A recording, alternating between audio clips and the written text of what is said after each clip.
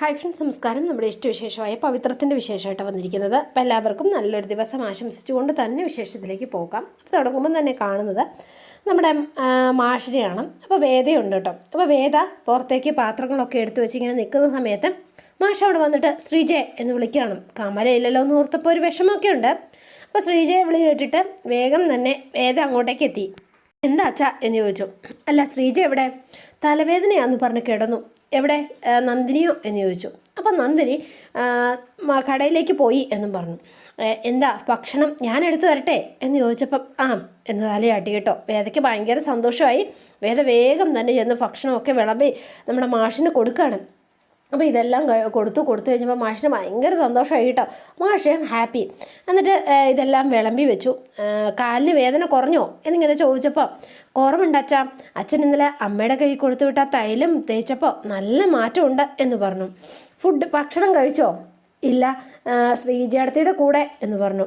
ശരി, അപ്പോൾ ഫുഡ് കഴിച്ചോടിക്കുമ്പോൾ ഞാൻ വെള്ളം എടുത്തിട്ട് വരാമെന്ന് പറഞ്ഞ് വേദ പോയി. വെള്ളം എടുത്തുകൊണ്ട് വരുമ്പോൾ മാഷിൻ്റെ നെറുകയിൽ കയറി ഇങ്ങനെ വിൽക്കാണ് കേട്ടോ. അപ്പോൾ വേഗം മാഷ് ചുമച്ചു. അപ്പം ആദ്യം തലയിൽ നിന്ന് തട്ടാനായിട്ട് വേദം അടിച്ചു. എങ്കിലും വീണ്ടും അങ്ങനെ തന്നെ തട്ടുകയാണ്. ശ്രീജ ഇറങ്ങി വന്ന് നോക്കുമ്പോൾ ശ്രീജയ്ക്ക് ഭയങ്കര സന്തോഷമായി. മാഷിനും ഭയങ്കര ഹാപ്പിയായി കേട്ടോ. വേദ ഓർത്തൊരു അഭിമാനമൊക്കെ ആൾക്ക് തോന്നി എന്ന് തോന്നുന്നു. ആളുടെ മുഖം വേഗം തെളിഞ്ഞു കേട്ടോ. വേഗം തന്നെ ഇവർ ഭയങ്കര സന്തോഷത്തിൽ മാഷ് ഭക്ഷണമൊക്കെ കഴിക്കുകയാണ്. പിന്നെ നമ്മൾ കാണുന്നത് നമ്മുടെ ക്ഷേത്രത്തിലാണ്. അപ്പോൾ രാമായണ മാസത്തിൽ രാമായണം വായനയൊക്കെ നടക്കുകയാണ്. പിന്നെ കാണുന്നത് നമ്മുടെ അച്ഛമ്മേനെയും അതുപോലെ തന്നെ കമലേനെയാണ്. അപ്പോൾ അവർ രണ്ടുപേരോട് ഇങ്ങനെ സംസാരിച്ച് നടക്കുകയാണ്. അമ്മ എന്നെ ഇങ്ങോട്ട് വിളിച്ചത് എന്തോ കാര്യം പറയാനാ, അല്ലാതെ കുളിച്ചു തൊഴാനൊന്നും അല്ലല്ലോ എന്നെ ഇങ്ങോട്ട് വിളിച്ചത്. നീ ഞാൻ വായിക്കുന്നത് കേട്ടില്ലേ കമലെ? സീതാ സ്വയംവരമാണ് വായിക്കുന്നത്. പിന്നെ ഇനി സ്വയംവരമേ കഴിഞ്ഞിട്ടുള്ളൂ. ഇനി എന്തൊക്കെ ശ്രീരാമനും സീതയ്ക്കും നേരിടാനുണ്ടെന്ന് അറിയില്ലേ?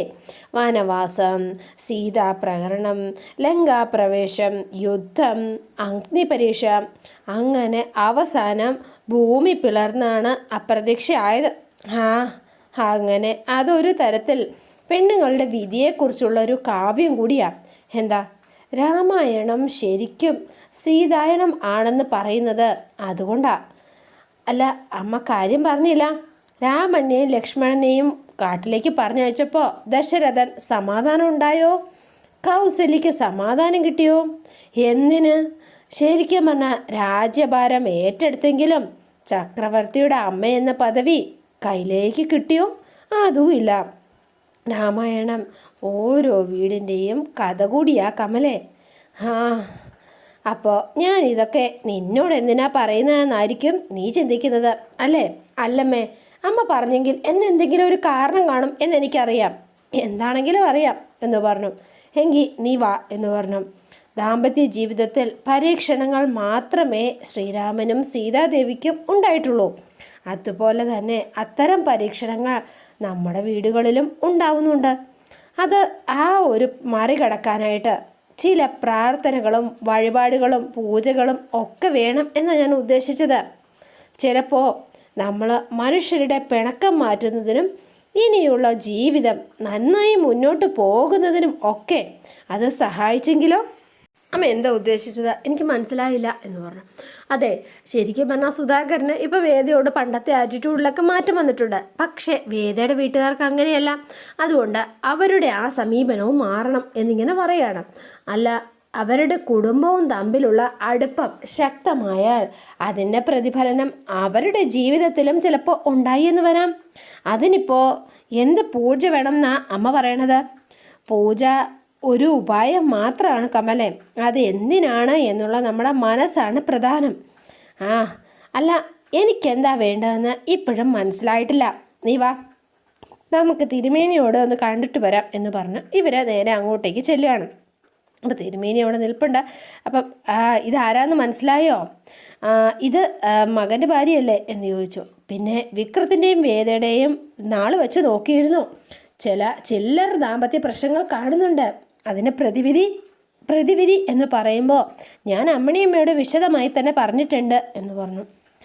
അമ്മണിയമ്മ, അതെ, നമ്മൾ വിശ്വസിച്ച് എന്തെങ്കിലുമൊക്കെ ചെയ്യുന്നത് നമ്മുടെ മനസ്സിലുള്ള വാശിയും വൈരാഗ്യവും ചീത്ത ചിന്തകളും ഒക്കെ ഇല്ലാതാക്കാൻ വേണ്ടിയിട്ട് മാത്രമാണ്. അല്ലാതെ ആർക്കും വേണ്ടിയിട്ട് നല്ലതിനും ചീത്തയ്ക്കോ വേണ്ടിയിട്ടൊന്നുമല്ല. പിന്നെ അമ്മ കാരണം കാര്യങ്ങളൊക്കെ പറഞ്ഞു. ദേവിയുടെയും രാമൻ്റെയും ഒരു വിഗ്രഹം ഞാൻ പൂജിച്ചത് തന്നുവിടാം. ഒരു ദിവസം നിങ്ങളുടെ വീട്ടിൽ വെച്ച് പ്രാർത്ഥിക്കുക, മറ്റേ ദിവസം പെൺകുട്ടിയുടെ വീട്ടിൽ വച്ച് അത് നടക്കട്ടെ. അപ്പം കമല ആകെ ഇതായി കേട്ടോ, എങ്ങനെ സാധിക്കും എന്നോർത്ത്. അതിനുശേഷം അതിവിടെ കൊണ്ടുവന്ന് നടയിൽ വെച്ചോളും, ബാക്കിയെല്ലാം ശുഭമായിരിക്കും. എല്ലാ മാസവും 30 ചൊവ്വാഴ്ചയോ വെള്ളിയാഴ്ചയോ വന്ന് തൊഴാനും കുട്ടികളോട് പറയണം. പിന്നെ കാര്യങ്ങൾ ശരിയാകുമെന്ന് നമുക്ക് നോക്കാം. എന്നാൽ നിങ്ങൾ വേഗം അങ്ങോട്ടേക്ക് വന്നോളൂ എന്ന് പറഞ്ഞു. അപ്പോൾ കമലയും കൂട്ടിക്കൊണ്ട് പോവാണ്. അപ്പോൾ സീതയുടെയും രാമൻ്റെയും വിഗ്രഹം നല്ലതായിട്ട് നേരെ നമ്മുടെ കമലയുടെ കയ്യിലേക്ക് കൊടുക്കുകയാണ് കേട്ടോ തിരുമേനി. അപ്പോൾ അതൊക്കെ വാങ്ങി അതെടുത്തോളൂ എന്ന് പറഞ്ഞു. അപ്പോൾ അത് വളരെ ഭക്തിയോടുകൂടി തന്നെ എടുത്തു. ഇനി പറഞ്ഞത് അതുപോലെ നടക്കണം. പിന്നെ മാസത്തിൽ ഒരു പ്രാവശ്യമെങ്കിലും ക്ഷേത്ര ദർശനം നിർബന്ധമാണ്. അത് ഇവിടെ തന്നെ വേണമെന്ന് ഒരു നിർബന്ധവുമില്ല. എവിടെയായാലും മനസ്സ് നന്നായാലും മതി. സന്തോഷത്തോടെ ചേർന്നിരിക്കുന്ന നിമിഷങ്ങളുടെ ദൈർഘ്യം കൂടുമ്പോൾ മനസ്സിൻ്റെ ചേർച്ചയും കൂടി വരും. എന്നാ ശരി എന്ന് പറഞ്ഞു. അപ്പോൾ കമലയും അമ്മയും കൂടി ഇതൊക്കെ വാങ്ങി രണ്ടുപേരുടെ അങ്ങോട്ടേക്ക് പുറപ്പെടുകയാണ് കേട്ടോ. കമല ഇതൊക്കെയായിട്ട്, അല്ലമ്മേ ശരിക്കും പറഞ്ഞാൽ വിക്രം വേദയും കൊണ്ട് അവിടെ പോയി നിൽക്കുമോ? വിക്രവും വേദയും മാത്രമല്ല നമ്മളും പോകുന്നുണ്ട്. നമ്മളോ എന്ന് ചോദിച്ചു. അതെ, നീ എൻ്റെ കൂടെ ഒന്ന് നിന്നാൽ മാത്രം മതി. ഞാൻ വേദയുടെ മുത്തശ്ശി സാവിത്രിയെ വിളിച്ച് കാര്യങ്ങളൊക്കെ സംസാരിച്ചിട്ടുണ്ട്. പക്ഷേ ആരൊക്കെ അമ്മേ നമ്മളെല്ലാവരും എന്നുദ്ദേശിച്ചാ? ഞാനും നീയും അതുപോലെ തന്നെ നിൻ്റെ ഭർത്താവ് സുധാകരനും. അപ്പോൾ മാഷ് വരും അമ്മേ? അവൻ വരും, ഞാൻ പറഞ്ഞാൽ അവൻ വരും എന്ന് പറഞ്ഞു. അങ്ങനെ ഇവർ രണ്ടുപേരും വണ്ടിയൊക്കെ വിളിച്ച് നേരെ തിരിച്ച് വീട്ടിലേക്ക് എത്തിയിരിക്കുകയാണ്. അപ്പം മാഷും പുറത്ത് തന്നെയുണ്ട്. അച്ചമ്മ കയറി വന്നുകൊണ്ട് തന്നെ, ആഹാ എന്താ ശരിക്കും പറഞ്ഞാൽ രാമായണ വായനയൊക്കെ കഴിഞ്ഞോ അമ്മേ എന്ന് മാഷിങ്ങനെ ഒരു തമാശ രൂപത്തിൽ ഇങ്ങനെ ചോദിക്കുകയാണ്. അതിന് രാമായണ മാസം മാത്രം വായിക്കാനുള്ളതല്ലല്ലോ സുധാകര, എപ്പോഴും വായിക്കേണ്ടതാണ് എന്ന് അച്ചമ്മ പറയുകയും ചെയ്തു കേട്ടോ. എന്നിട്ട് ഇവർ രാമായണത്തിൽ ശരിക്കും പറഞ്ഞാൽ ഓരോ ഭാഗങ്ങളും ഞാൻ നിന്നെ പറയേണ്ട കാര്യമില്ലല്ലോ എന്നാ അമ്മ ഇവിടെ നിന്ന് നാമം ജപിക്കാതെ അകത്തേക്ക് കയറി വാ എന്ന് പറഞ്ഞാൽ സുധാകരനകത്തേക്ക് കൊണ്ടുപോയി. അപ്പോൾ കമലയകത്തേക്ക് ചെല്ലുമ്പോഴത്തേനും വേദ എവിടെ എന്ന് ചോദിച്ചു. ഞാനിവിടെ ഉണ്ട് അച്ചമ്മേ എന്ന് പറഞ്ഞു. അവരെല്ലാവരും കൂടെ ഒരുമിച്ച് ഇറങ്ങി വരുവാണ്. വേദയും ശ്രീജിയും നന്ദിനിയും ഒക്കെ ഉണ്ട് കേട്ടോ. അല്ലച്ചമ്മേ എന്താ അവിടുത്തെ പരിപാടികളൊക്കെ കഴിഞ്ഞോ? പ്രാർത്ഥനകളൊക്കെ കഴിഞ്ഞോ? ഇല്ല നന്ദിനി, ഇനിയുള്ള പ്രാർത്ഥന നമ്മൾ വീട്ടിൽ വച്ചാ എന്ന് പറഞ്ഞാൽ രാമനെയും സീതയെയും വേർതിരിച്ച് അവരെ രണ്ടുപേരെയും കാട്ടിലേക്ക് അയക്കാൻ വേണ്ടിയിട്ട് കഷ്ടപ്പെടുന്ന ചിലരുണ്ടല്ലോ, അവരുടെ മനസ്സും ഒന്ന് മാറ്റണം എന്ന് സാരം. അപ്പം നന്ദിനിക്ക് കിട്ടാനുള്ളത് വന്നപ്പോൾ തന്നെ നന്ദിനി ചോദിച്ചു, അച്ചമ്മ എന്നെയാണോ ഉദ്ദേശിച്ചത് എന്ന് ചോദിച്ചു. എന്നിട്ട് ഒരു ചിരി കേട്ടോ. അപ്പോൾ വേദയ്ക്കും ഒക്കെ ചിരി വന്നു. എൻ്റെ പൊന്ന് നന്ദിനി, കമലേ അതിങ്ങെടുക്കുക എന്ന് പറഞ്ഞു. അപ്പം കമല ബാഗിൽ നിന്ന് ഒരു വിഗ്രഹം ഇങ്ങോട്ട് പുറത്തെടുക്കുകയാണ് കേട്ടോ. ഇതെന്താ ഇത് എന്നിങ്ങനെ ചോദിച്ചോ. ഇതെന്തൊക്കെയാ? എനിക്കൊന്നും മനസ്സിലാവുന്നില്ലല്ലോ. ഒന്നുമില്ല എൻ്റെ മാഷേ, ഇത് തറവാട്ടമ്പലത്തിൽ നിന്ന് അമ്മയ്ക്ക് കൊടുത്തു വിട്ടതാ, അത്രയേ ഉള്ളൂ. ഇത് ഇവിടെ വെച്ച് ഒരു ദിവസം ഇവിടെ വെച്ച് ഇവർ രണ്ട് വേദയും വിക്രവും കൂടി പ്രാർത്ഥിക്കണം. അതിനുശേഷം നാളെ ഇത് വേദയുടെ വീട്ടിലെത്തിച്ച് അവിടെ വെച്ചും പ്രാർത്ഥിക്കണം. 3-ാം ദിവസം തിരിച്ച് അമ്പലത്തിൽ കൊണ്ടുപോയി കൊടുക്കുകയും വേണം. അത്രയേ വേണ്ടൂ എന്ന് പറഞ്ഞു. മാഷിനൊന്നും മനസ്സിലായില്ല. മാഷിങ്ങനെ നിൽക്കുകയാണ്. നന്ദിനി ദേഷ്യത്തിലാണ്. ഇവരുടെ വിവാഹത്തിനുണ്ടായ എല്ലാ തടസ്സങ്ങളും അതുമൂലം ഇത് വീട്ടിലെയും ആളുകൾക്കുണ്ടായ വൈഷമ്യങ്ങളും മാറാൻ ഈശ്വരനോടൊരു ചെറു പ്രാർത്ഥന, അത്രയേ ഉള്ളൂ സുധാകര. അവസാനം വേദയോട് അത് വാങ്ങി വെക്കാൻ പറഞ്ഞു. വേദ കൊണ്ടുപോയി അതൊക്കെ വെച്ച് ഇങ്ങനെ പ്രാർത്ഥിക്കുകയാണ്. അമ്മ ഇത് എന്താലോചിച്ചിട്ടാ എന്ന് ചോദിച്ചു. അതെ, അവരുടെ വീട്ടിലേക്ക് പോകണമെങ്കിൽ നാളെ സാവിത്രിയെ വിളിച്ച് ഞാൻ സംസാരിച്ചിട്ടുണ്ട് സുധാകര. നാളെ സാവിത്രിയും പത്മവും കൂടി ഇവരെ കൂട്ടിക്കൊണ്ടു പോകാൻ ഇങ്ങോട്ടേക്ക് വരും എന്ന് പറഞ്ഞു. അപ്പം ആകെ ഞെട്ടി. നമ്മൾ കൂടി അവരെ കൊണ്ടാക്കണം എന്ന് മാത്രം. നമ്മൾ കൂടിയോ എന്ന് ചോദിച്ചു. അതെ, നമ്മൾ തന്നെ എന്ന് വച്ചാൽ നീയും കമലയും ഞാനും ഒക്കെ ചേർന്ന് തന്നെ. ഞാനൊന്നിനുമില്ല. അവർ വന്ന് വിളിച്ചാൽ പോകാതിരിക്കുന്നത് എങ്ങനെയാ മാഷേ? മനസ്സുകൊണ്ട് തോന്നി ആരും വിളിക്കുന്നില്ലല്ലോ. നീയും അമ്മയും കൂടി പ്ലാൻ ചെയ്ത് വിളിപ്പിച്ചതല്ലേ? അയ്യോ, ഈശ്വര സന്നിധിയിൽ നിന്ന് അങ്ങനെ ഒരു പരിഹാരം നിർദ്ദേശമുണ്ടെങ്കിൽ അതനുസരിക്കാതെ പറ്റുമോ സുധാകര? അപ്പം ഇത്തരം കാര്യങ്ങൾ നിൻ്റെ മകനെ അനുസരിപ്പിക്കാനാണ് പാടെന്നാ ഞാൻ കരുതിയത്. ഇപ്പോൾ ഇനി നിനക്കും ഞാൻ ഇതെല്ലാം പറഞ്ഞു തരേണ്ട വരുമോ എന്ന് ചോദിച്ചു. അപ്പോൾ ഒന്നും മിണ്ടിയില്ല. മാഷ് പുറത്തേക്ക് ഇറങ്ങിപ്പോയി. അതെ, വേദമോളെ, നീ വിക്രത്തെ വിളിച്ച് ഞാൻ വന്നിട്ടുണ്ട്, എത്രയും വേഗം ഇവിടെ എത്താൻ വിക്രത്തോട് പറ. ശരി അച്ചമ്മേ എന്ന് പറഞ്ഞു കേട്ടോ. അപ്പോഴേക്കും കമലേ, എന്നാൽ എനിക്ക് വിശന്നിട്ട് വയ്യ, എന്തെങ്കിലും കഴിക്കാനെടുക്കാം. ചിരട്ടപ്പുട്ടുണ്ട് അച്ചമ്മേ എന്ന് പറഞ്ഞു. ഓ എങ്കിൽ വേഗം ആയിക്കോട്ടെ. അച്ചമ്മ മോഹമൊക്കെ കഴുകാൻ പോയി. അപ്പം നന്ദിനി ഇങ്ങനെ ആലോചിച്ച് നിൽക്കുകയാണ്. അതെ, എന്തിനാ ഇതൊക്കെ അച്ചമ്മ ചെയ്യുന്നതെന്ന് അറിയോ നന്ദിനി അടുത്തേക്ക്? എനിക്കെങ്ങനെ അറിയാനാ? നീയും സീതയും രാമനെയും പോലെ ഇരിക്കാൻ വേണ്ടിയിട്ടായിരിക്കും. അല്ല, അതാണ് ബുദ്ധി വേണം എന്ന് പറയുന്നത്. അപ്പോൾ നന്ദിനി കേട്ടോ ഒരു പിരി ഇളക്കിയിട്ട് വേദയും അങ്ങോട്ടേക്ക് പോയി കേട്ടോ. അപ്പോൾ അതേണ്ട അച്ചമ്മയും സുധാകരനോട് ഇരിക്കുകയാണ്. എന്താ സുധാകര, നീ എന്തെങ്ങനെ ആലോചിച്ചിരിക്കുന്നത്? നടപ്പിലാക്കിയോണ്ട് എല്ലാ പ്രശ്നവും തീരുമെന്ന് തോന്നുന്നുണ്ടോ? നീ ഒരു മാഷല്ലേ, ഇതിന് മുന്നിൽ ഒരു സിസ്റ്റമുണ്ട്, അത് നീ മനസ്സിലാക്കണം.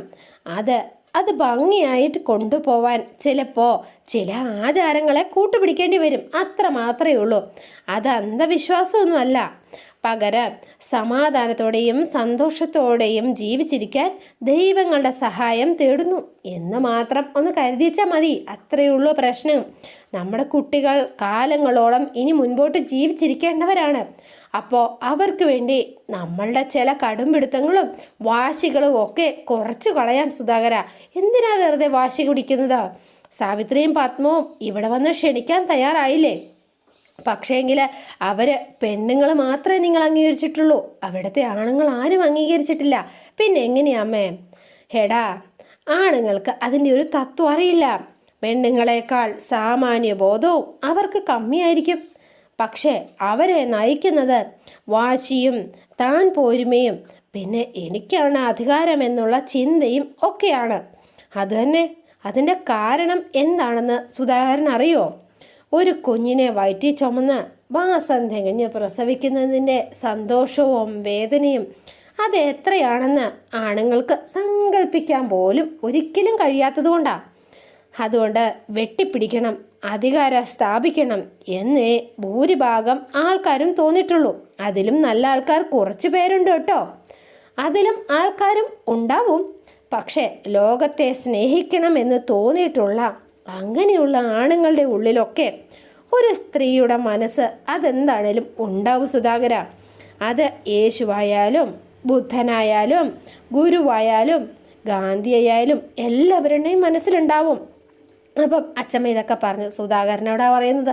ആള് വലിയ ഗൗരവത്തിലൊന്നും എടുത്തിട്ടില്ല, ആളിങ്ങനെ ഇരിക്കുകയാണ് കേട്ടോ. അതോടെയാണ് ഇന്നത്തെ വിശേഷം അവസാനിക്കുന്നത്. ഇനി നാളത്തെ വിശേഷം ഇതിലും ഗംഭീരമാണ്.